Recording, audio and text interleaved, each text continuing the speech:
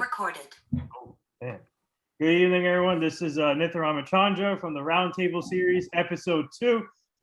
2 weeks ago, we launched episode 1, which was the big launch from last year. We were talking about with everyone, and now tonight's episode 2 with Bill, Dean, Morgan, Kim, and Keegan. Four great cast members for this new launch. And the episode 2, we're going to focus on Kim's story, which she's going to start it off with us. But first of all, I just say thank you for joining us tonight again for episode 2. Please tune in. This will be a good one. This is really inspiring. And Kim and Keegan and Morgan and Bill, thank you again for making this happen again. Episode 2. Unfortunately, we couldn't do episode 2 last week, but we made it. We made it happen for this week. But how is everyone doing tonight? And let's get this going. Good. Everybody checked in a little bit. I think we're all kind of reeling from the football game last night, or the games yesterday all day. So that was pretty fun to catch up on. At least for me, being a Niner fan. Sorry. Yeah. I'm not sorry, but I'm happy. Yeah. So today's topic is going to be focused on Kim. So Kim, if you want to start it off here first, and then we can go from there. Sure. I'm wondering exactly what it is that you're really wanting to focus on, but I can give you a little bit of background on who I am and how I've kind of come into where I am now. Born and raised in Southern California, grew up here playing soccer, and went to Cal Berkeley on a full ride for soccer for 4 years.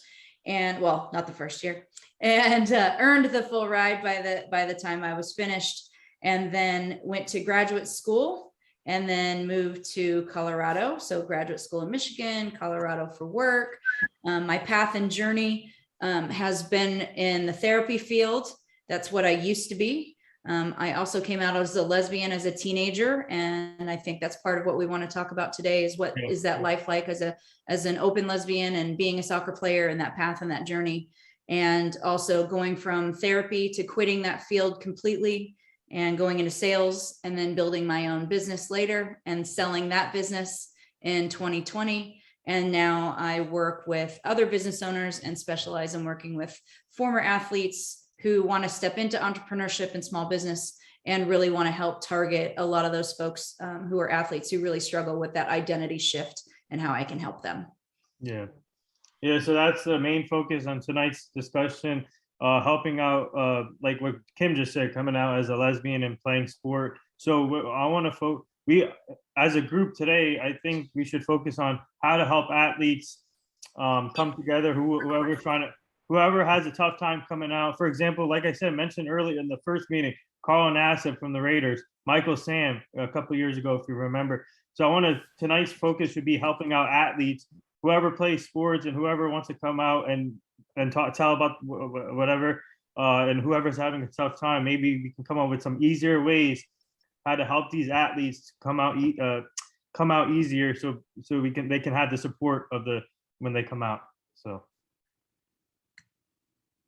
I've got a question to maybe kick us off. So Kim, when you knew, obviously, that for yourself, you were lesbian, you were playing sports. Now, when you understood that, what were the initial thoughts that kind of went through your head as an athlete playing on a team with the same gender? And I'm curious. I'm going to be asking a lot of hyper curious questions because I think there's so much behind this, and it's bigger than maybe a sexual preference or anything like that. It's more about identity, right? Like stepping into an authentic identity can be really hard for a lot of people. So I'm curious, when you first started feeling challenged with this, what did that initial challenge start even looking like for you? What were some of the thoughts that went through your head, and how did you approach that stuff? Great question. It's something that I get asked often when I specifically do topics on LGBTQ issues and how to create safe spaces for LGBTQ people in general, and not only in the workplace, but also for education. And there's kind of a twofold answer to your question. Being a soccer player was always part of my identity since I started playing as a little girl. I started like just jumped on the field when I was like 4, when my brother didn't really want to play. And my parents were like, oh my God, we need to make this kid busy. She's the athlete. We don't know what in the world to do with her. And I was that kid who didn't want to be in dresses and didn't want to play with dolls. And I was raised in a really gender strict family. Girls had roles that were play with dolls, wear dresses, look cute, and do inside chores. My mom is full-blooded Italian, and I grew up with a very strict gender role. With boys, it was be rough and tumble, go outside and play. Any of the chores were outside chores, take out the trash, mow the lawn, things like that. So very distinct gender roles. So let's just put the gender piece out there. Okay. And being called a tomboy because I was athletic was really bothersome to me at times, because it felt derogatory, because I knew I was a girl. Okay, so I'll put some terms out here for you guys to help with this conversation, which may be helpful. Gender identity and sexual orientation are independent of each other. Okay, so when I use the phrase lesbian or gay, I'm using them interchangeably for me, identifying as a person who is involved in same-sex relationships with other women. My gender identity is as a female. And when we talk about cisgender or transgender, the parts I was born with, assigned female at birth is the terminology. I have always been aligned with female, cisgender, born cisgender, etc. So I want to put some terms out there. These are newer terms for people to learn and understand and walk through, but I am speaking solely from a perspective of my own experience. And I always want to share that people's walk on this earth is distinctly their own. And I can't speak for other people within the community. I can only speak for mine. So my gender identity was a girl, but people were teasing me about wanting to be a boy, which was not the case at all. So as I started growing up, and around 8 years old, I started realizing I'm more aligned with girls when it came down to who I felt emotionally connected to, but I beat the crap out of all the boys in every sport possible. And I was one of the first players, like, you know, when you line everybody up at recess and they pick your people. Kim, I want Kim on my team for basketball, football, you know, whatever. Yeah. And so I had this identity as a soccer player and an athlete, and had some pushback about this tomboy thing. And then I was starting to realize I'm more emotionally connected to girls in certain ways. And then as I got older, around age 12-ish, this is like 7th and 8th grade, I was starting to realize that I was very just different internally with what I was seeing externally. So girls were having crushes on boys, kissing boys, having these conversations. And I pretended that I had those crushes too, and really did this almost hyper heterosexual, I like boys thing, even though I never had a boyfriend. And even though I never really kissed boys or anything like that at that age, that's just kind of what I was aligning with, even though I was still very much an athlete and fit that tomboy personality. So I had these two identities. That's what I like to try to discuss with people. I had two identities. My first identity was as an athlete, was as a soccer player. And that has been the permeation my whole life. When I was around 12, I went to hug a friend of mine on my soccer team, and she called me a dyke. And I had never heard that word before. And I knew it was wrong. And I knew it was bad by the way that she said that to me. And I had never had anybody around me who was gay. So I didn't really know where that term came from. And so I went home and looked in the dictionary, old-fashioned dictionary, and looked at what that word was and realized that it was super pejorative and that this is not what I want to be. So that also amplified me saying I liked boys while trying to navigate that as a kid. And I certainly was not going to ask my parents anything about this. I was not going to talk with my friends about this. And then when I went to high school, I was 13 when I started high school. So I was young, and I was the only freshman to make the varsity team. So I was surrounded by 17 and 18-year-old people. So again, my identity is all strictly soccer. Good soccer player, excellent student, 4.0 student, excellent soccer player. And that was my identity. And as I was going through this process, all of a sudden I was like, I really am not like everybody else. And I started recognizing that all my friends really like boys, And while I would say I would have crushes on people, and I could genuinely say I kind of thought someone was attractive, I wasn't attracted to them. That's the distinct difference. Like I can look at someone and go, oh, he or she is attractive. They have attractive qualities, but my chemistry and who I was attracted to was not to boys. But I had a boyfriend. I got a boyfriend my junior year through senior year. I guess we started dating my sophomore year, somewhere in there. And he is one of my best friends to this day. And the beautiful thing about David was that he is from England and he played soccer. And what we got along with was soccer, was footy. And he even jokes now, he's like, oh, it makes all the sense in the world. You know, like he was like, we were best friends. We loved soccer, you know? And so I was so grateful that he wasn't an American boy who would have pressured me to have sex. He had distinctly different expectations from what he was grown up with to not pressure a girl for sex, which is totally polar opposite of what American boys were doing. And so it was kind of this safe place for me to date someone who I genuinely cared for. He's a wonderful person. He cared for me tremendously, went to dances with each other and all this stuff, but I never pursued a sexual relationship with him in any way. Right. And then when I was about 15 was when I was traveling with my Olympic development program, the state team, to Mexico with a group of the state players. And we had 5 teams going, 3 boys teams, 2 girls teams. I was on the U16 team. There was a U19 team there with several players who eventually would become Women's World Cup champions from those teams. And I met the first person that I had a crush on because it was like a lightning bolt. And this is one of those feelings that I can definitely, when I talk with any audience, when I speak with them, I ask you the question, when did you first know that you had fallen in love with someone or were truly crushing on someone? All of us can feel that feeling. We could go back to whatever age we were. We could go back to that jolt of like, aha, I'm attracted to her or I'm attracted to him. And that was her. And I didn't have any words for it. And all I had in the back of my head was this negative word called dyke and this negative word called faggot and this negative word that we hear, smear the queer, and all these sports terms of what we do to belittle boys and make them sissies and treat them like bitches and all these things that we hear at a very young age. And I'm distinctively dating a boy. I'm having a crush on a girl who's 3 years older than I am, and I have no words for it.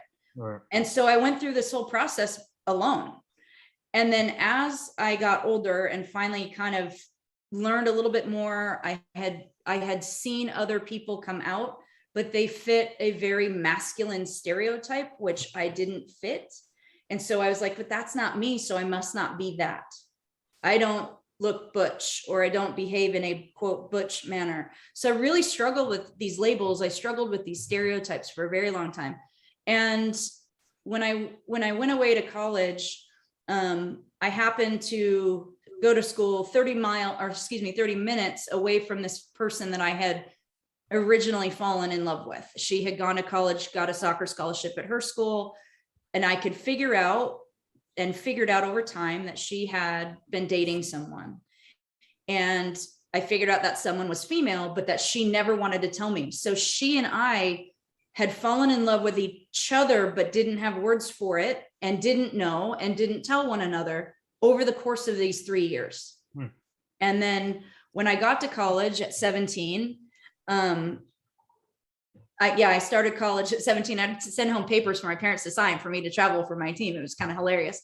My very first game that I was playing, she had found out that I had made the team, and I happened to score the winning goal of that game, which was kind of cool. And she walked up to me at the end of the game, and I knew that she was there. Like that feeling again of this chemistry. I could hear her laugh. I couldn't see her in the crowd, but I knew she was there. The presence of where she was, that all-encompassing like feeling of love towards someone, to me was only toward a girl for the very first time. And so I had asked her, why are you moving out of so-and-so's house? And I kind of wanted her to tell me that what she felt for me. And she was really afraid to do that. And she was like, took my bike and rode it around for a while. And she came back and she's like, okay, I have to tell you something. I don't know how you're going to handle this, because I know you just broke up with David to come up to college, but I'm gay. And I'm like, I am too. And that was the very first time that I could like put it together, being 8 hours away from my parents, away from everything I had grown up with. And I could tell the person after 3 years, 2 years, 3 years, that she was the person I had fallen in love with. And that was kind of my first speaking the words, I'm gay, to another human being. And that was like my first aha moment. So that's the identity piece, is a evolution, and it's a continual evolution, because who I am now and how I speak and the ways that I interact with people now are different than how I did when I had to first come out. So, I mean, it's a long answer to a really powerful question. Wow, Kim, that's really, really inspiring. And man, that's a lot, right? That's deep right there. And but before we go any further, I forgot to mention that we got to congrats Kim on her book. She finally did it. So congrats to Kim. Thank you. Thank you. Hold on, I'll show you. That's a big deal. That's a big deal. I wanted to mention that. I love it. I love it. Yeah, so I had to, so this was my proof copy that I had to fully edit, you know? And so I wrote it to myself. So I said, this is my very first copy of my very first book. Holy shit, I did it. And I'm proud of myself. And I signed my own book. So yeah. And Marcus, he did testimonial for me down there. Nice. Love it. Yeah. Congrats. It's amazing. With another one on the way. Yes, Keegan. Yes. Another one on the way with you, sir. Hey, after that story you just said, I'm the one who has to say I'm honored that I get to even be mentioned in the same breath of authors as you, some of the other people. I'm pumped for it. But either way, I mean, so I have a follow-up question. Number one, obviously you're thriving now. And that story that you just shared was just a complete and total journey of highs and lows and discovery and this little bit of like self-mastery along the way. It didn't stop there. It didn't stop. Like it never stops there, right? No. Like it is, you're just getting started. And so one of the things that really stood out to me was the fact that you were going through a lot of this stuff alone, and you were in a more you're in a household where everything is a little bit more, I don't want to say conservative, but more traditional. Very. I'm from one of the most conservative parts of California. Okay. I grew up across the street from where Richard Nixon is born. Wow. Well, there you go. So okay, we can say conservative or traditional. So I mean, like I grew up in a very traditional household as well, and I know a lot of people who did, and that's just something that our parents obviously went through was more traditional, and a lot of these concepts that we're talking about have been normalized or are honestly still being normalized. So for past generations, it's still in a lot of ways still such a foreign concept. But you went through a lot of this stuff alone. When you started to hear some of these derogatory terms and you're having these thoughts in your head, like you didn't have anybody, I mean, it sounded like you didn't really have anybody to lean on or go to. How did you cope with this? Soccer.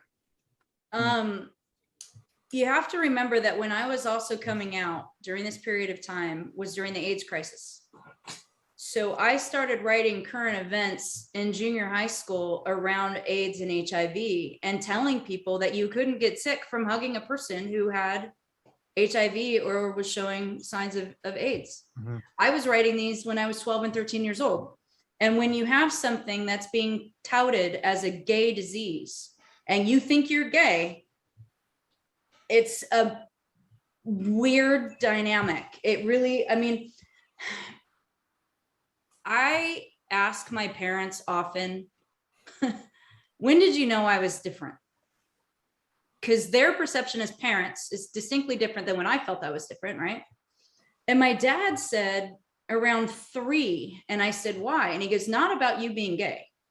He goes, you had a sense of justice that I've never seen in a child. And he said, you were an advocate for people who were not like others, which I found really interesting. So at age 3, he's discussing this. And then I asked my mom, I'm like, what do you think? And she goes, my mom likes to pride herself on thinking she knew that I was gay. She was not accepting of me being gay for a very long time, even after I came out. It was a very difficult process for her.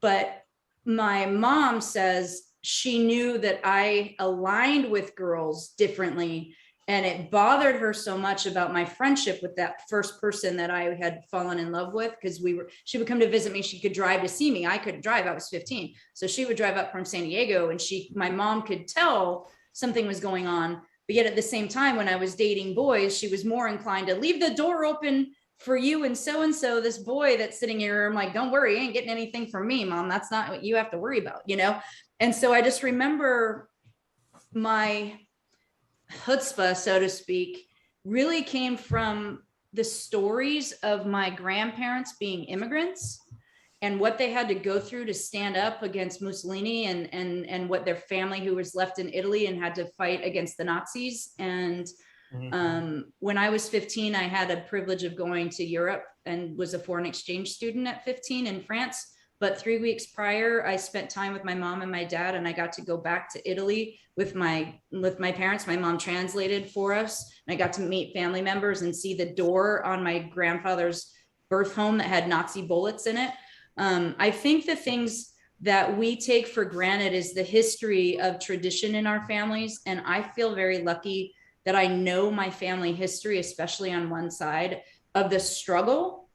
And so I think I was taught what resilience looked like through my grandparents. And so like that grit that we see from immigrants and people who are fighting with everything they have so they don't lose their lives is very different than what we argue about for most of us here in America and how privileged we are. And I think that growing up in that manner, it was like, I have no other choice but to work through it. It's just my journey.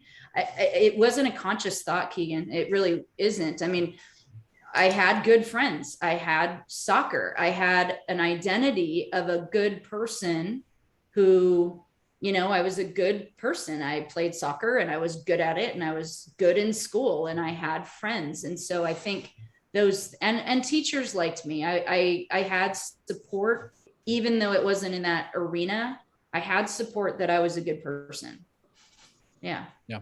No, that makes total sense. And I know for a lot of people, when you're going through challenges, sometimes when you have, like when you are an athlete, like, and you're a part of something and you feel like there's purpose in the stuff that you're doing, and you're involved with a team and you have common goals and all these other things.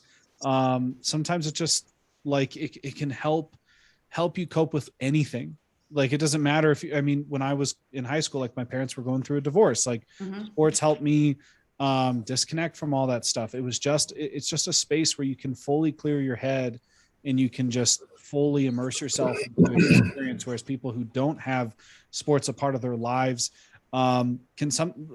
sports create a built-in form of coping for any challenge that you're going through, because it gives you almost this blue collar way of coping with it, which is just, hard work, and you drain your energy. And then it kind of gives you that perspective shift. And people who don't have sports in their lives sometimes struggle with that a little bit, because they may struggle to have to find an activity to go and actually find ways to cope with challenges that they might be facing. So that's awesome that you were able to have some of those things, whether it's the relationships you had outside of your own personal life, whether, teachers and friends and sports and stuff. So that's awesome, because I know there's probably plenty of kids who nowadays may be struggling with this, and for them, they might be trying to figure out how they still cope with these things. Well, I think, go ahead, Morgan. Well, I was going to say that I think he segues right into what I was thinking about, is what was the team culture like for you? Was that, he talks about, sports are supportive. Yes, but I can imagine, and I can only imagine, that a gay male coming into an NFL locker room or athletic locker room saying, "Hey, I'm gay," I don't think that would be supportive in most locker rooms. Well, so trust me, I didn't come out and tell people I was gay on my team. That's what I mean. Self-consciousness of body image is massive as it is. And then to feel that someone in a shower, I didn't want people to think I was attracted to them. I didn't want people to think that I was. So my question is how was the culture, and when did you finally feel comfortable and saying, I'm okay with where I am as a person? Was it more I'm okay I think with it where I am took as a me a person? really long time to be comfortable in my own body of being a sexual being. And that's just in general. I never thought I was pretty until I was in my 30s, which, you know, when I talk with my friends, they're like, my gosh, like, how the hell did you that's not true, you know? And I was like, I said, well, I didn't grow up like some girls where they would get feedback about their looks or whatever. I got feedback on my sport, and I got feedback on my grades.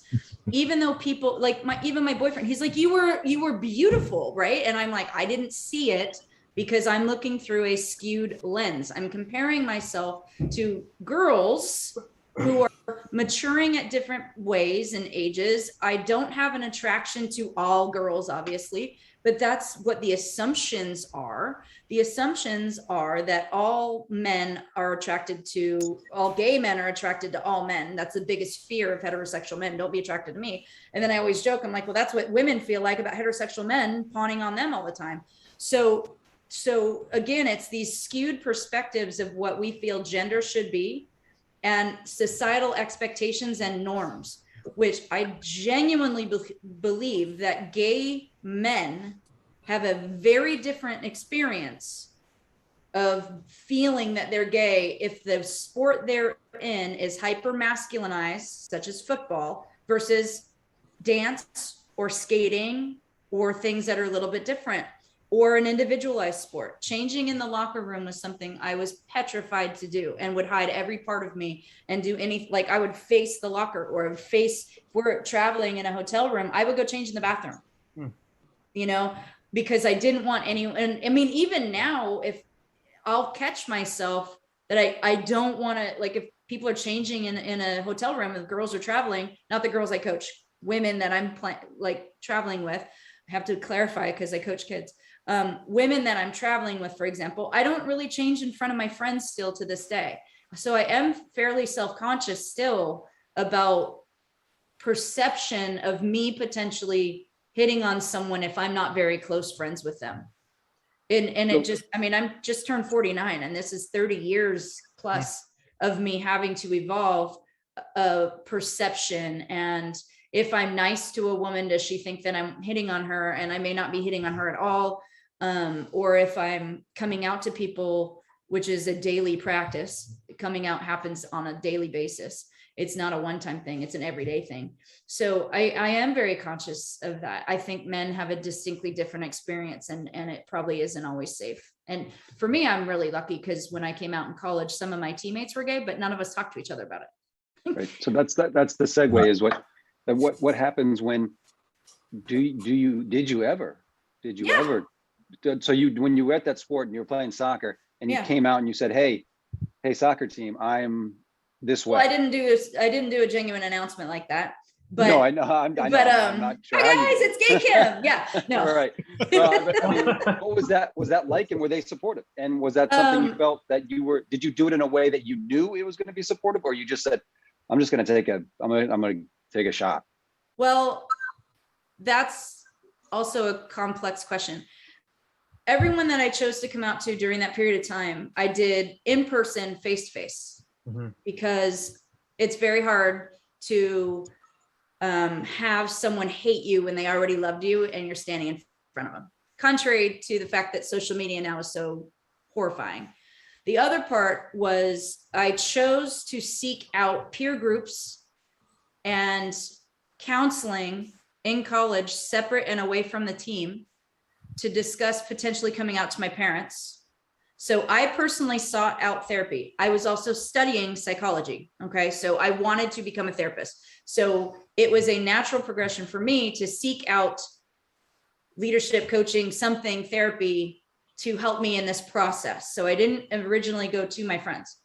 And I specifically asked the peer counselors, et cetera, how do I go about this? What books can I read? Where can I go to learn about who the hell I am? Can I find other people who look like me? I didn't fit the butch category. So for me, I really struggled with these stereotypes, and it was like, who am I and where am I? And then because of the person that I had fallen in love with, she was surrounded by a lot of gay peers. Okay. So her roommates were gay. I hung out with her a lot, and I lived very much a split life. So I would go to frat parties with my teammates, who were, half of them were in sororities and, you know, things like that, and would go to parties with them. And I danced with guys, tried to say I was bisexual for like 6 months, and that was like awful. And I didn't want to date guys anyway. So I was like, this is lame. And then I finally just started, you know, telling my teammates one by one, and they were like, Kimmy, we love you, you know, like, we'll accept you. We love you. And, you know, we have other people on the team who are gay. Don't you know that? And, you know, that kind of thing. And there were times like the football team were jerks at this point. There are a lot of them that were total jerks.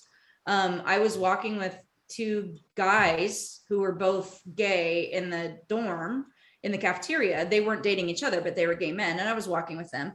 And one of the football players chucked a chair across the cafeteria to hit all 3 of us.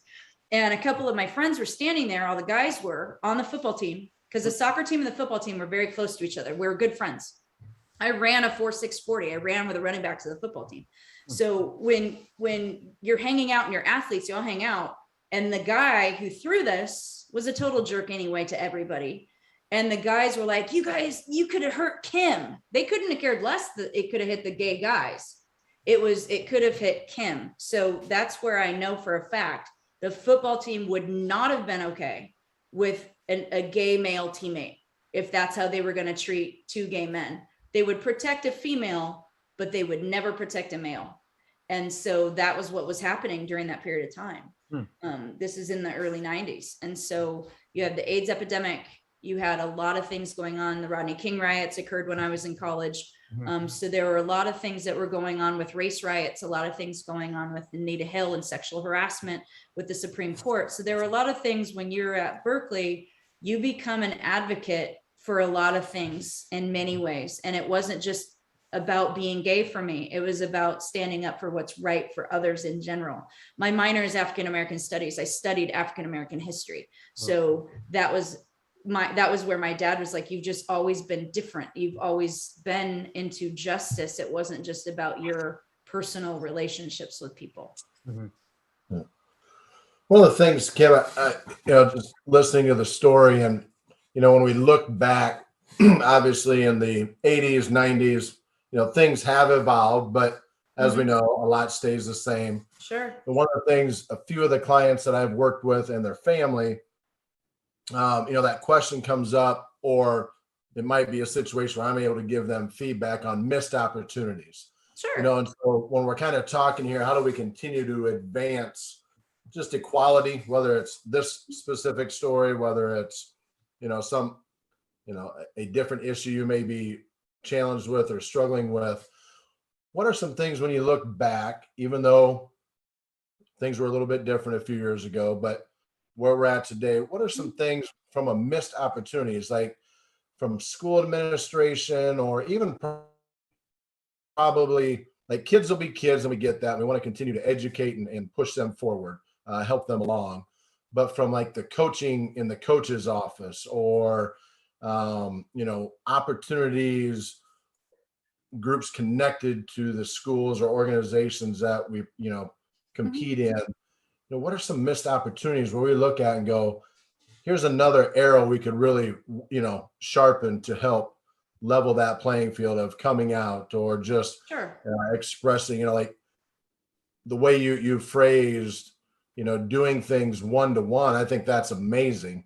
I think to some of the groups that I work with and individuals, it's like, all right, how am I going to get that 15-year-old to that point, right? Like face-to-face talking about that. So I'm curious, just as I listen, like, all right, what missed opportunities are out there, and how can we begin to capitalize on some of those?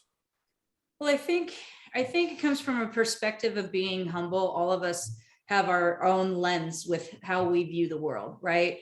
It comes from, what are the missed opportunities with ourselves, recognizing I didn't quite catch that when I said A, B, or C, or start to do some self-awareness. I'll use an example that just occurred with the kids that I'm coaching. I think this is really relevant to our conversation, and it's part of the training that I did for a whole group of educators about a week and a half ago. In my soccer group with the girls, both teams that I coach, we've come through a tradition where every day while they're stretching, because girls need to talk to each other, they have this moment of they just need to get all their gobbledygook out and gossip and all this stuff. And So teenage girls JV team, and we have a question of the day. And so the kids picked celebrity crush. Uh-oh, this is another coming out moment. Does Coach Kim say the truth?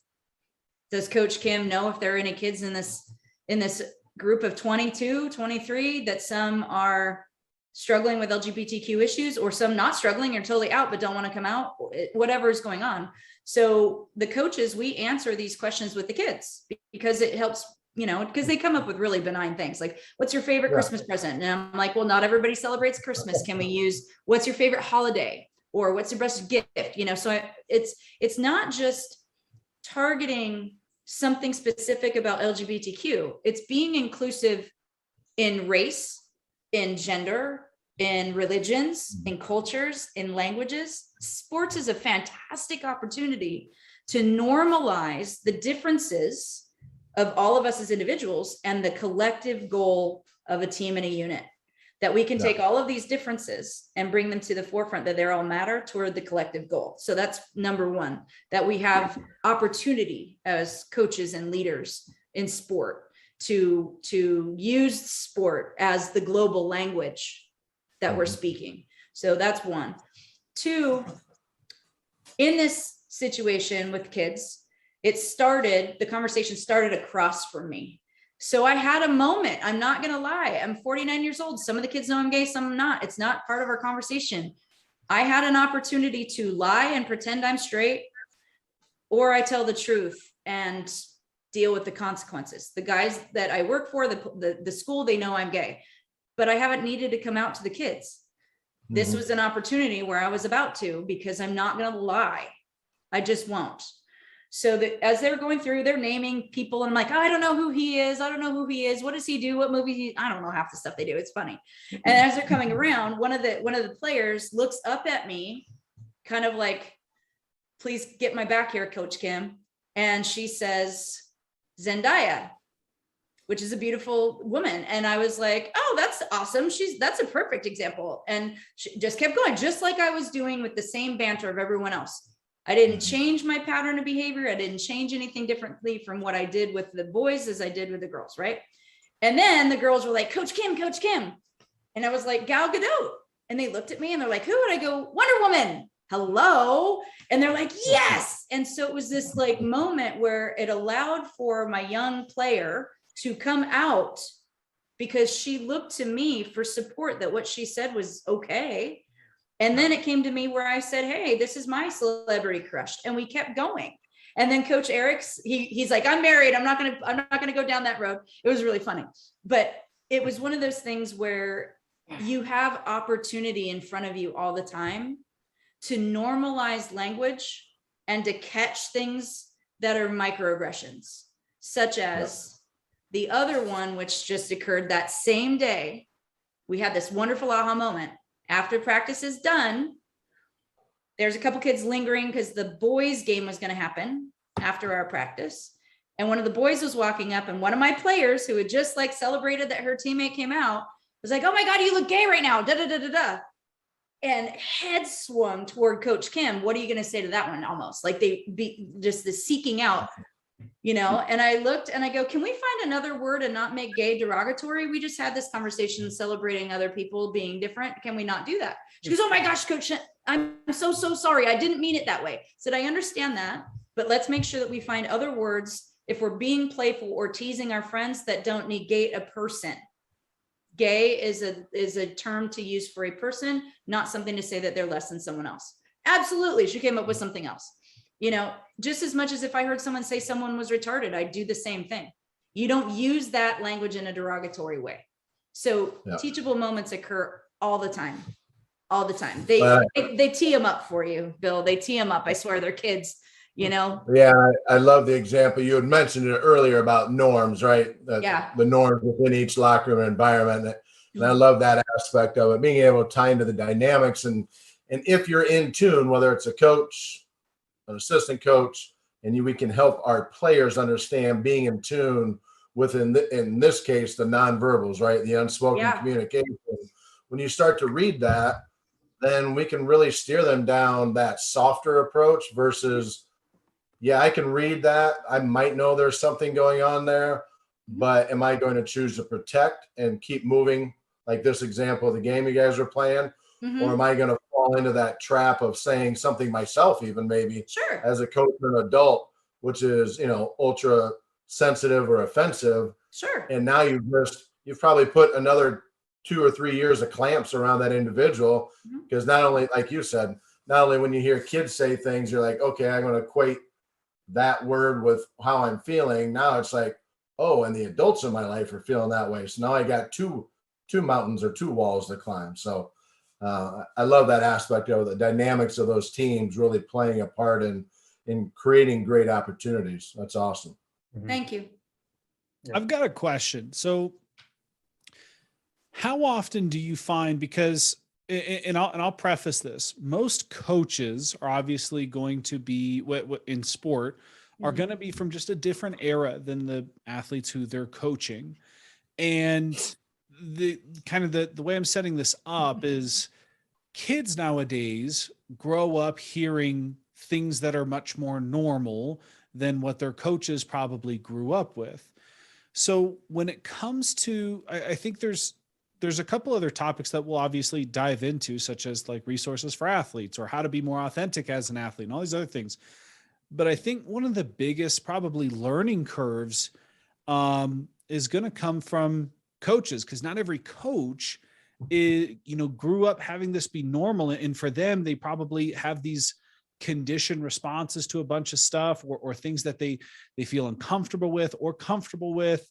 So I'm curious, like, where do you think some of the biggest opportunities for learning come from with coaches that are currently dealing with, athletes of all different race, gender, identity, sexuality, all these different things? Because I can hear in the back of my mind as you're describing, hey, we need to find new words for this and this and this. My brain goes to, what about the person who thinks I have to watch literally everything that I do, and I feel like I'm walking on eggshells so I don't get canceled? So I think it'd just be an interesting thing to kind of, maybe understand for someone who's in that category of, I don't want to get canceled and I can't coach a team when I'm fearful of literally everything. Like, how do they get to a place where for them, they're not worried about that kind of stuff anymore? They're kind of like, I mean, obviously in my brain, I know where I'd probably go with it, but I'm curious from your perspective, because you are a coach and you obviously have dealt with this, and you probably also know other coaches who have not dealt with people struggling with identity or authenticity or these other things. So I'm interested to hear your perspective about those types of coaches who are just a totally different generation than these athletes who are exposed to gender and sexuality and identity and all these other things at such a younger age, and therefore they can be more open about it, whereas someone who's an older coach is probably not. I think so. There's two things. One, being a coach and being a lesbian, I've been threatened to be fired for being gay. So I've had all kinds of other crap that I've dealt with. I was fired for being gay in a job, things like that. So I know what it's like to be canceled for pure existence. So when people are worried about making errors, okay, I make errors all the time.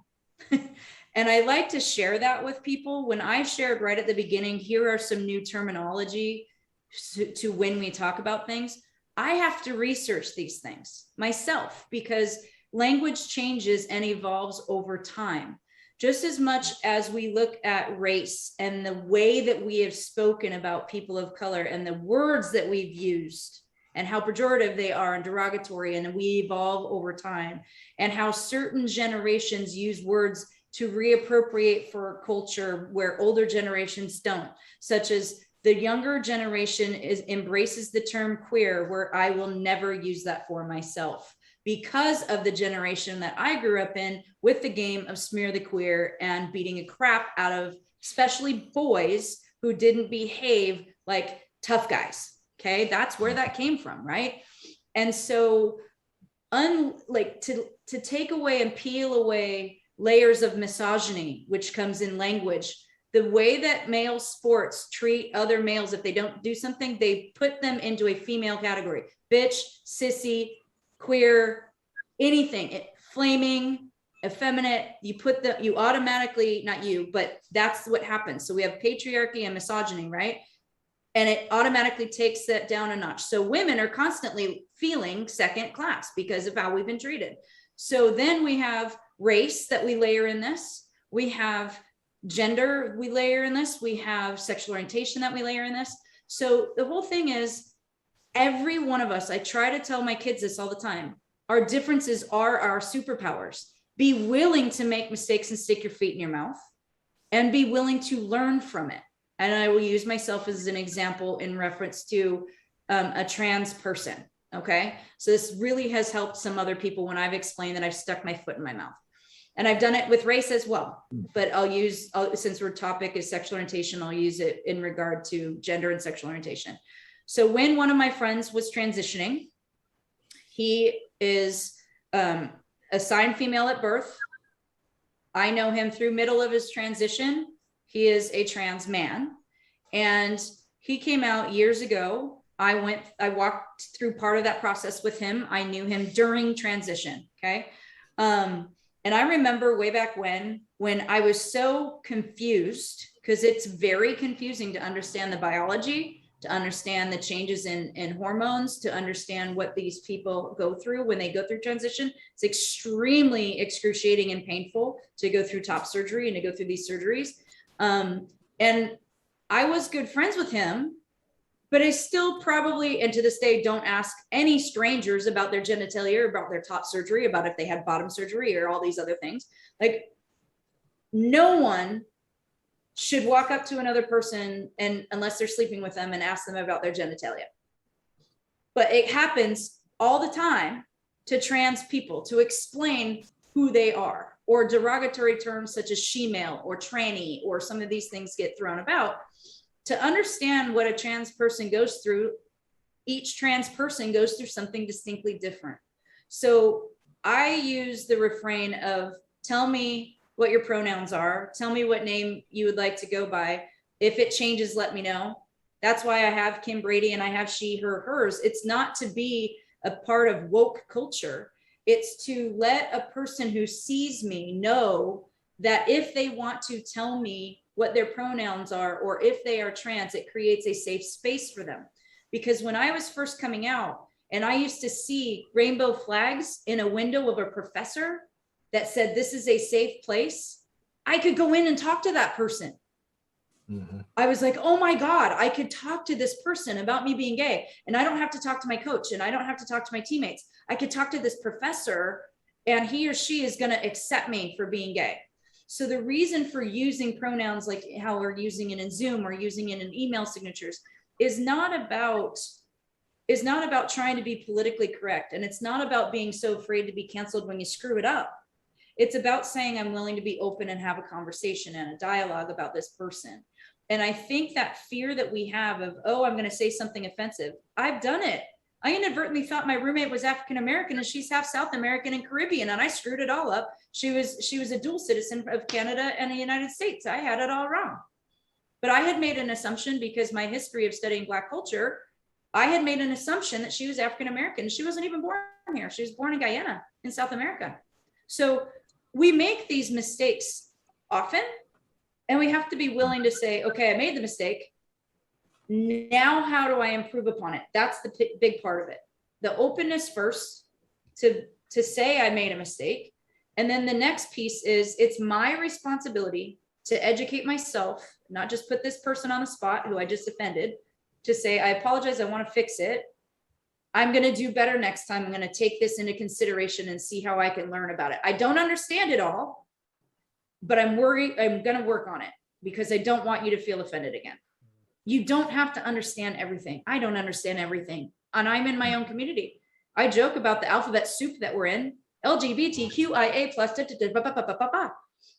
That's hard for me to remember. Okay.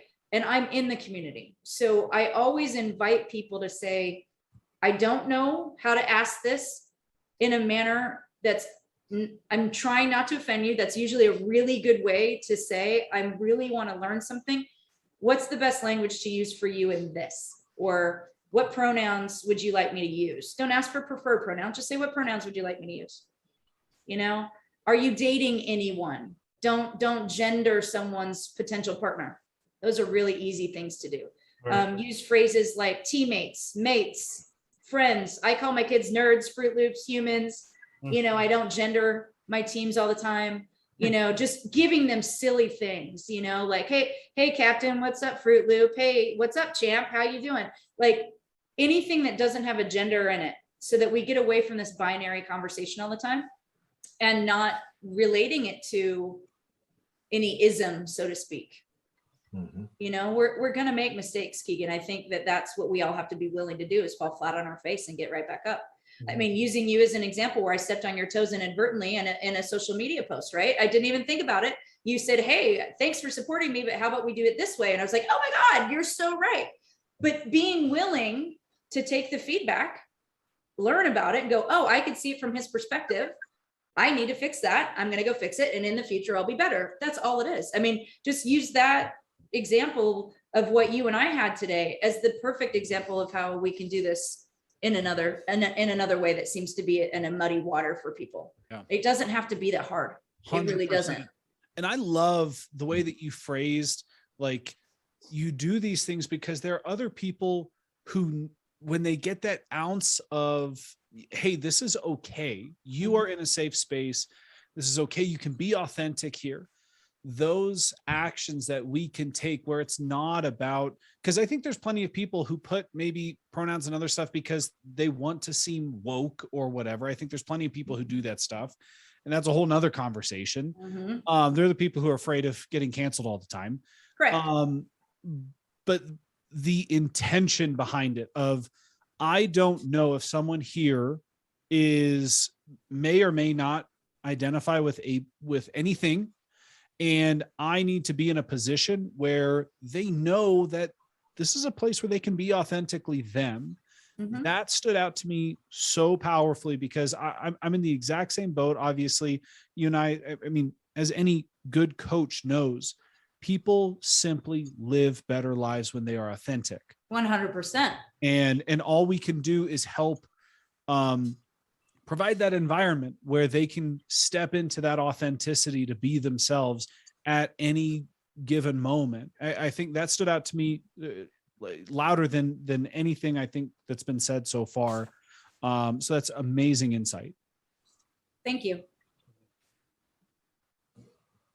Yeah, I think that it's important to be willing to learn, and that's our job as a coach, right? Like I don't think age or generation or whatever. I think I learned so much from the kids that I coach. I learned so much from my clients that need me to be a good coach for them in their space with their business, et cetera, right? I don't have all the answers. I certainly only come from my own perspective, right? And so, you know, being willing to learn about each person's life experience and saying, when someone comes out to you or someone says, I'm struggling with this, that's such a gesture of trust to each of you, that if someone comes out to you, especially if you identify as heterosexual and someone comes out to you, you've already done a lot of the legwork that states that you're a safe person for that person coming to you. And if I can make it safer for the kids that I'm coaching to have, my friend says this all the time. It's a phrase that was actually used by, I forget her name, but she was an African-American woman in the labor rights movement and things years ago. But the phrase is, you can't be what you can't see. And my friend Cassie Gray uses this in her female footballers stuff that she does with youth. And we talk about this. You don't want to be the one who does it first. Some people truly want to be the pioneer and break the glass ceiling or break whatever ceiling that they're going after. They're just that person. Most of us aren't that person. We feel so stressed out about being the only one. You know, I mean, look, I'm the only female in the room all the time. And look at the coaching environments that I'm in. I talk to people about football. I happen to be one of the only women, and I'm the only female coach in my soccer club right now. We have 26 girls teams. Hmm. One of the glass ceiling I'm constantly up against. And so I'm the only lesbian in the room 95% of the time, or the only openly gay person in business meetings at times. And so being the only one who's out doesn't mean I'm the only one. And LGBTQ is a hidden or invisible minority for many of us if we don't fit stereotypes. So it's why I have rainbows everywhere. It's why I'm out everywhere, because I don't want to be assumed to be heterosexual, for one, because it makes me feel awkward that I have to tell people stuff all the time. And then other times it's to let people know they have another one like me. You know, they're not the only one in the room. And so each of us have a powerful voice in our circles of influence. I don't care if it's 5 people or 5,000 people or 50,000 people. We have a voice. And if we encourage and engage with people where we say it's safe for you to be you, show up as you, and I'll learn along the way, that's the gift that we give, right? It doesn't matter what the identity is. It doesn't matter. But I think all of us have the right to live without fear. That is the most important piece of having these conversations. That's what I think. That's why I think it's so important. It's not about getting canceled. It's about acknowledging the other person has the right to exist and succeed and thrive, not just survive, not just to hide. And that cuts across race, gender, it cuts across all of it. That's 100% I right think there. all those things, that, Keegan, and to your point earlier, I think that's, and Kim touched on it again, that ability to create that safe environment, that doesn't mean you have all the answers, right? Like nowhere in this would we ever talk to coaches about becoming a better therapist. That's not your lane, right? Like it's X's and O's, but if as a coach, if you can, from a transformational perspective, transform yourself, that whether you like Metallica, Tupac, Willie Nelson music, or whatever other preferences or differences there are, this environment is safe. That's what any team needs to thrive. And then from there, we continue to help support, coaches with those resources where it makes it much easier. And I think, to your point earlier, Keegan, is I think that's what most coaches are looking for, right? Like, help me create the safer environment. Help me create and find this right resource, program, Rolodex, whatever it is, so that I can be that person everybody wants me to be, right? The expert on everything. But at the end of the day, I'm just me, and I'm creating an environment that is safe as hell for everybody to walk through the door and be the best soccer player, football player, basketball player, swimmer, whatever it is. I think that's, I bet if most coaches were throwing things out there, they'd say, that's all I want. I don't want to try and pretend to be an expert on, my athlete's sexual preference or relationships or, mental health issues. I just want to know that if I can do what's it take for me to create the best environment possible to let my young student athletes, men or women, thrive. I think that's what most coaches are really looking for. Yeah, I think that's exactly right. I think being able to say, I don't know the answer, but I can help you find it, or I don't know the person, but I can help you find it. You're safe here is such a simple answer. The answer I don't know is so authentic. Kids don't want to hear you be an expert. Especially teenagers, they don't want you to tell them what to do. What they need to hear is that they have an adult who they can talk to that will help them navigate this thing called life. That's all they need. At the very least, it's so feel safe, right? Yes, it's so hard for some people to say, I'm sorry. And it's so hard for people to say, I don't know, but I'll help you find the answer. And it's so, I talked about this earlier today when in a post that I put on that mental health or whatever, what we're talking about here has to do so much with culture as it does with an individual, the culture that we are in.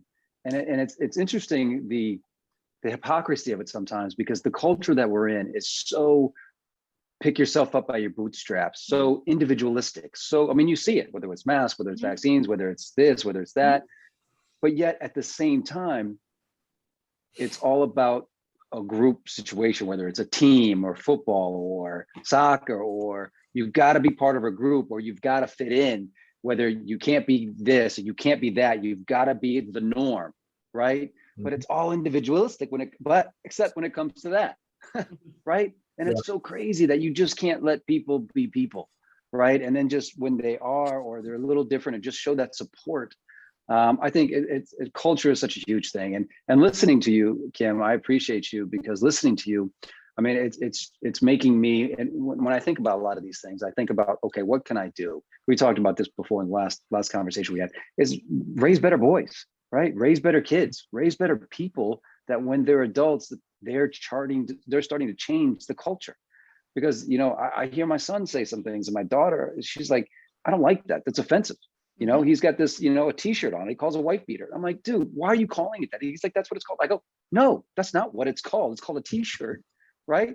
And she's like, I don't like that. He's like, why? I'm like, well, she's going to tell you why, right? It's these conversations, these authentic conversations that you have. And like you talked about, you know, women think they're always this one level down because of these derogatory statements. And I've heard him use it. I'm like, you can't be using those words. And he's like, why? I go, because it makes people feel uncomfortable and it doesn't make them feel good. So this is a conversation, a constant conversation, but it's so ingrained in our culture, these words that we use and the terminology that is used. And it's not sports, it's not this, it's not that, it's our culture. And that's what needs to change. And really, until that support is there in our culture, it's going to be a tough one, because that's where it starts. It starts with raising better kids to be better adults. Yeah. And how we speak to ourselves. Oh, yes. The language. And so I was in a training on Friday, and when we're talking to one another while someone is speaking, 300 thoughts are going through our heads as the person is speaking. When it's silent, 900 words go through our heads in that period of silence. And it was a powerful statement of how many thoughts we say to ourselves in silence. So if you can think of a little kid who's going through something, say he or she's going through something at home and they don't really have a good relationship, maybe, or say they are going through a process like I was, of like, who am I? Which I think all kids go through a who am I. They may not do it on sexual orientation, but they go through who am I? We all do. And who am I in relation to? Who am I in relation to? Because human beings are communal creatures. We are not hermits. We are based out of connection. We must have family, just like Keegan mentioned last time. Human infants must have a family to take care of that infant. They cannot go on their own at all. And so we are truly a communal species. And if we're constantly in this measuring stick, who am I in relation to the Joneses? Who am I in relation to this player? Who am I? And we put ourselves through competitive cauldrons. We are athletes. It's a cauldron. How do we get there? Who do we beat? How do we beat this? And how do we manage when we win and still stay humble, and when we lose and don't be resentful? That is a constant balance. And as adults, when we see what we saw with the spectators throwing crap at the referees or the umps in the game yesterday after the Dallas 49er game, that was classless. And, you know, and instead there's opportunity. I mean, some of it's just being Cowboy fans, Kim. I mean, let's be honest, right? Well, Raiders fans do it too. Raiders fans do it too. But we have to think about, how do we behave in response to victory and defeat? How do we behave in response to victory? And people get armchair warriors on social media and say things to human beings. There's human beings on the other side of this wall. How we speak to each other does not matter, whether it's through a phone, like old school, hanging on a wall in the kitchen, or whether we're doing it on social media. I don't want anyone to see, if you guys ever meet me and I come up and give you a big old hug, I'm the same human being that you see behind a computer screen, most of the time with my hair in a ponytail, wearing soccer sweats, and wanting to watch and talk football with you guys. I'm exactly that same person. And I think helping people be their best selves involves being your best self and allowing your authentic piece of you to come out. When your son makes a mistake and says that, Morgan, you have to look at yourself and go, where did he hear it? If it didn't come from me, he's hearing it from students in school. He's hearing it from somewhere. We're going to address this. This is unacceptable in our house, in our roof. We don't talk about things in that way, right? So it starts here. It starts in our four walls. It starts how we speak to each other. and how do we share that message to others? That's the beauty of this roundtable opportunity anyway, is the distinct difference with all of us. Absolutely agree. And to go back, Keegan, I'm gonna let you go just a second. I want to jump in because it goes back to what you were saying, is that how do you navigate that, right? So it's understanding, hey, if I did say that, I was wrong, and to be able to say that and grow from that and say, here's why I'm wrong, right? And being able to say, hey, we make mistakes and we move on from those mistakes and we learn from those mistakes. Like we talked about this before, it's okay to fail because failure is that closer to being a success, right? So those are the things that you're absolutely right on. And talking to those words that you talk about is also talking about resources, is giving young people the access to a narrative, that words matter, and being able to have words for the way you feel matter. To hear certain words, like you could grow up in a family that talks derogatory to each other, and those might be the only words you understand or know how to navigate in your own head, right? And those are the words that come out when you're talking to friends and talking to strangers. Those are the words that you know, those are the words you use. So being able to have coaches, maybe have resources to help them understand and be able to use different words, I think that's important. And having that, we all have those gremlins in our head. I talk about it to my kids too, and I talked about other people, is what would you say to your best friend? Is that what you would say? Of course not.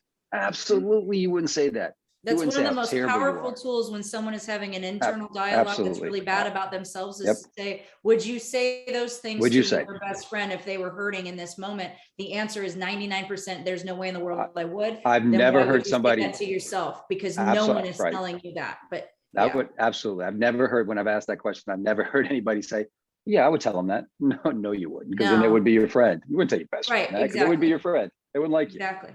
Right. I'm sorry, Keegan, go ahead. No, you're totally good. I was going to add to what you were saying. I feel like this roundtable series, it's almost like there's this mini underlying series of like, just be a good parent, right? Like there's like we have these parenting conversations in this, like throughout this these 2 episodes so far, which I think is such an interesting opportunity as a whole.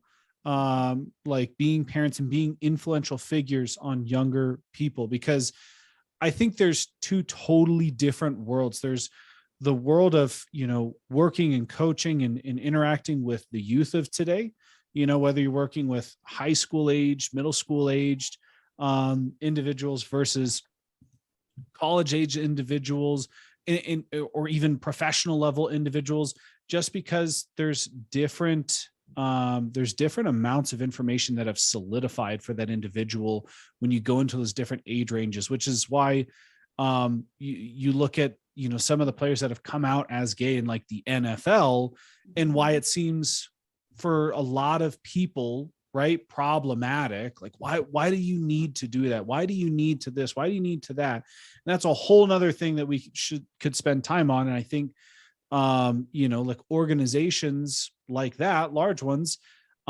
it's usually like, they're like, it's not our job to sit there and support someone who is, coming out. Like, yeah, our PR person is going to say, we need to have a statement for this. But like, I mean, that's a whole nother thing in itself. And I have to own up to this. I learned something tonight, something that I had a perspective shift from Kim, because growing up, I had received plenty of times growing up in a very traditional family where I had an older brother who like played football from the time he came out the womb. And I didn't, right? Like in 7th grade, my parents were like, you have to play it for 1 season. If you don't want to do it afterwards, you don't have to. And I wound up playing. I found out I was pretty good at it, and everybody had very high expectations. But like I had other sports that were, higher on my priority list that I wanted to do, but I wasn't going to be 6'6". But anyways, like I would hear some of those derogatory terms that you called out that make men effeminate, right? Like they're effeminate terms that if you are not the manly man, then you are a sissy, you are a bitch. And when you were saying that stuff, I was like, this feels wrong to hear, because it was almost triggering something inside of me where I was like, I remember hearing that stuff. And it still to this day, like, I think this is probably one of the first conversations that I've actually been able to have where it has felt like there's no there's no negative charge.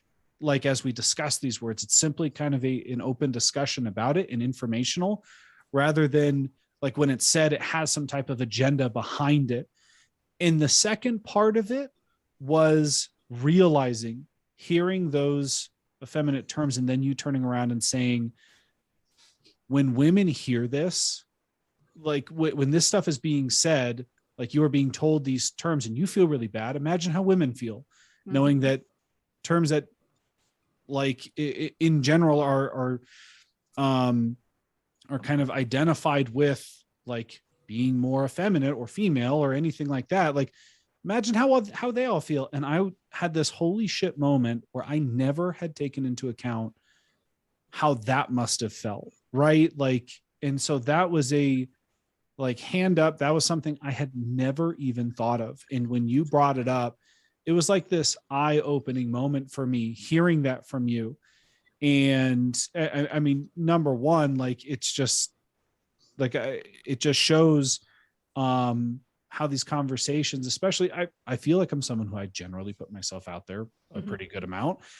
And there's still so much stuff that I have yet to learn and yet to even experience or yet to even really understand. And so for me, obviously, it comes back to like just understanding, continuing to be a good person wherever I'm at. Number two, just being open to diving into conversations like this to gain understanding and realize, like, I mean, I think it comes down to the keyboard warriors and everything we've gone through throughout the pandemic, where people don't have to be face to face, right? Where if you said this to someone standing face to face to them, you'd probably get punched right in the nose. But instead you're like, you're sitting in your home, crushing a bag of Cheetos or whatever, and you're being a keyboard warrior. Like, there's this massive calling for adults as a whole to just take a moment and try and put themselves in someone else's shoes for just a moment. It's like, I don't care if a ref makes a bad call or not. It happens all the time. It's part of the job. They accept it. They're not going to get everything perfect. I mean, by God, everybody who is officiating in any game that ever has a bad call, doesn't matter what it is. Every game that we ever play, there's always a bad call or 2 or 3. Yeah. Always. Yeah. 100%. You put yourself in their shoes and you're just like, you're like, oh. Why most people don't want to officiate. Yeah. Because they know that they're going to get berated and beaten up and all this stuff. And we've made it okay in our culture to rip apart the mediator trying to help people play a game. Yeah. We've made it a cultural norm to be so horrible to the poor people who are trying to help us watch this beautiful game we love to watch, whatever sport that is. Yes. And parents are doing it, and it allows kids to grow up to do it. Yeah. It's appalling. And I think, like, everybody, talks about, people can talk about Gen Z or whatever generation they want to and say whatever they want. There is still so much that, obviously, I mean, the thing that that blows my mind is none of these people realize that these kids have more opportunity to potentially become your boss, more so than ever before. And as soon as they're in a position where they're just like, oh yeah, I grew up with Web 3.0 and I understand this way better than you. And now you're stuck in the past and you're asking me for help or whatever. Like, guess how I'm going to feel? I'm going to be like, sorry, sucker, you missed your window of opportunity. Right.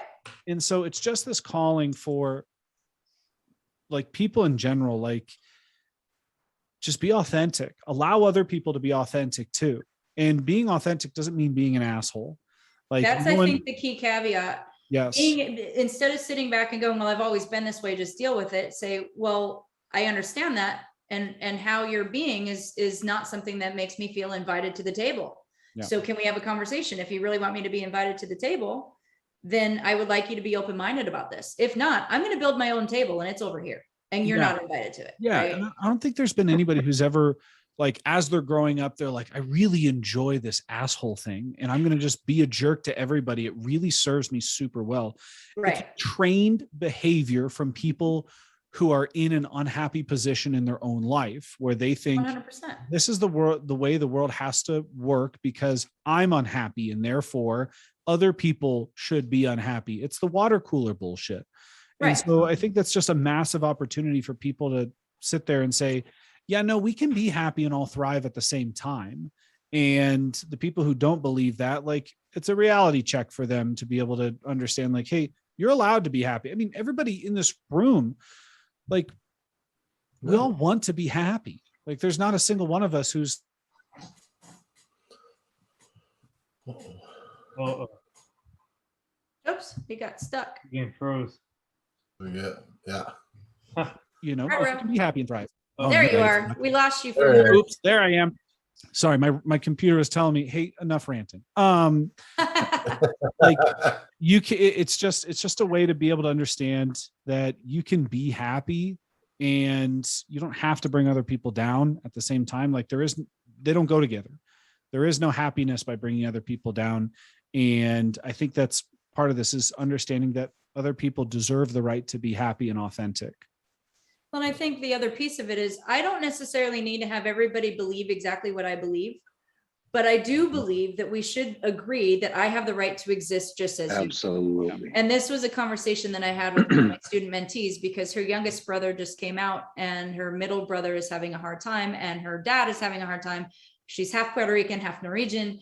And so you have all the male dynamics going on and all the cultural dynamics going on. And the middle brother, who's struggling with the younger brother, he's like, why is it that you have to talk about being gay all the time? And I said, because I never want to be assumed that I'm heterosexual. It shouldn't just be the only accepted pathway to live my life. And I said, it forces me to come out when people make the assumption that I'm straight, because I don't want to live there. And so being able to say there's nothing wrong with being gay and that your brother has the same right to exist as you do, and that you're both just the same person as you've always been, it allows him the opportunity to be authentic and live in his truth. And then the other question that I got from someone else the other day was, how early or how young should we be talking about this to young kids? And I was like, well, what's this that we're talking about? Because I know I was raised in a heterosexual family and I was born gay. Like, how early, no one talked to me about being gay. I knew I was gay. And so I always ask the question, when did you know you were heterosexual? If heterosexuality just means someone falling in love with someone of the opposite gender, and same-sex relationships just means a romantic relationship with someone of the same gender, that some people have two moms, some people have two dads, some people have a mom and a dad. There's no discussion of sex in any of those things, and you can talk to little children about it. It's the same way we talk to little children about heterosexuality. We just don't realize we're talking about heterosexuality. And so we're not talking about sex. We're talking about affinity. We're talking about identity, that our bodies are, we're we live on this binary just to explain categories. That's all our human brains do, is explain via category. It's why we make sense of things, and then we shift it and move it around when we have information, and we can adjust accordingly. That's all this is like, it's so simple to say, I fall in love with a woman, you fall in love with a man, or you fall in, that's all it is. Because the feelings that all of us have when it comes to romantic relationships, we can all relate to. So it doesn't really matter what the gender is. And so it just kind of calms everything down and allows people to have real normal conversation. And that same thing that aha moment you had, Keegan, of here we are talking about sexual orientation and how women must feel.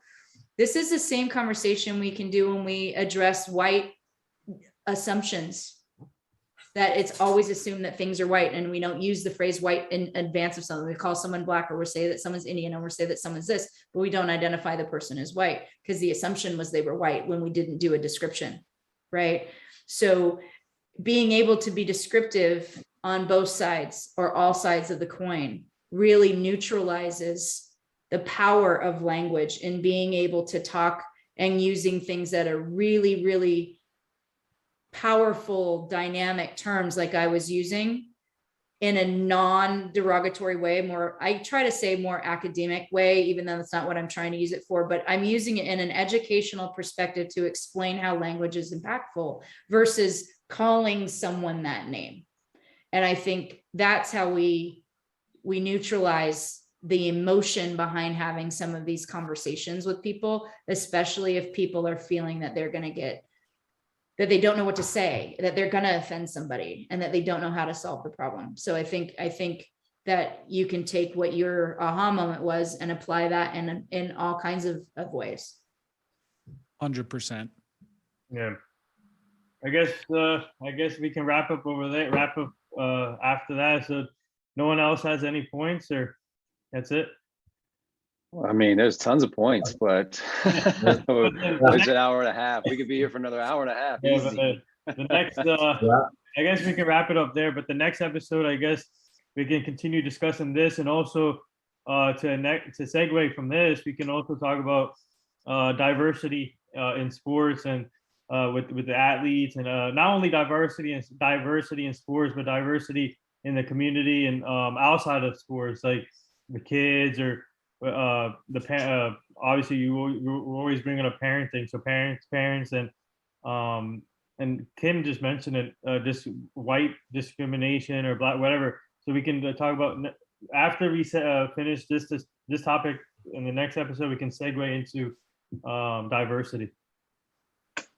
Awesome. I appreciate you guys being willing to throw me in the hot seat for this one. Oh, Kim, this is it was really Kim, that was you